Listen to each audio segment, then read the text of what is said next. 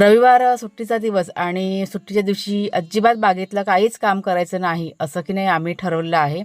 पण काय होतं की बागेत गेल्याशिवाय चैन पडत नाही. त्याच्यामुळे सकाळी घरातलं काम आटपलं आणि बागेमध्ये फेरफटका मारायला सुरुवात केली.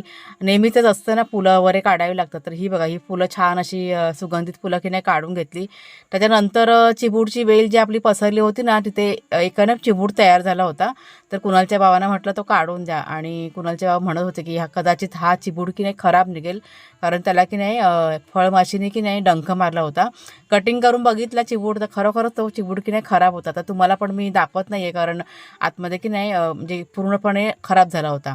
नंतरला गेले जी वांग्याची रोपं आहेत तर तिथे, आणि वांगी जी तयार झाली होती ना ती काढून घेतली. म्हटलं दुपारच्या वेळेस भाजी करायला की नाही आपल्याला उपयोगी पडतील.